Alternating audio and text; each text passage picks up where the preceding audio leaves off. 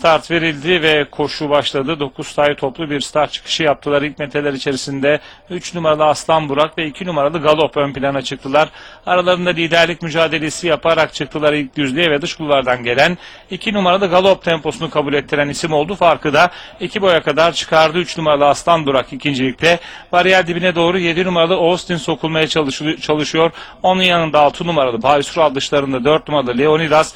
1,5 boy kadar gerilerinde 5 numaralı Sarı Yusuf. Onun 1 boy kadar gerisinde 8 numaralı My Lord. Daha sonra 1 numaralı Buhara Dancer ve 9 numaralı Bambola sırasıyla 1800 metre start yeri geçiliyor.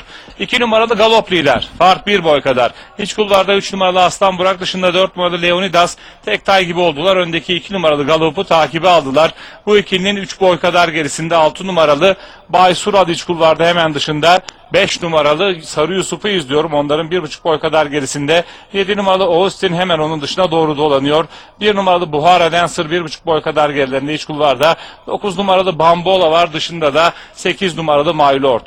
1400 metre start yeri yine 2 numaralı Galop'un liderliğinde geçildi. Aradaki farkı tekrar 2 boya kadar çıkarmayı başardı. İkincilikte 4 numaralı Leonidas var. Onun 2,5 boy kadar gerisinde 3 numaralı Aslan Burak. 1200 geçilirken onun yarım boy kadar gerisinde Ekürisi 6 numaralı Baysural sokulmaya çalışılıyor. Onun 1 boy kadar gerisinde 5 numaralı Sarı Yusuf sırasıyla koştuğun son 1000 metre start yerine doğru gidiyoruz. 2 numaralı Galop temposunu biraz arttırdı. Aradaki farkı 2,5-3 boya kadar çıkarmayı başardı. 4 numaralı Leonidas onu takibe devam ediyor. Onların 2,5 boy kadar gerisinde orta kulvarda 3 numaralı Aslan Burak var. Onun dışına doğru 7 numaralı Austin çıkmaya çalışıyor. Onların da 2,5 boy kadar gerisinde 5 numaralı Sarı Yusuf sırasıyla koşunun son 800'ü geçildi. Son 600'e doğru 2 numaralı Galop temposunu biraz daha arttırdı. Aradaki farkı 4 boya kadar çıkardı. 4 numaralı Leonidas takipte. 7 numaralı Austin de 3. koşunun son virajı dönülürken 2 numaralı Galop aradaki farkı 6-7 boya kadar çıkarmayı başardı. 4 numaralı Leonidas yine ikincilikte, 3.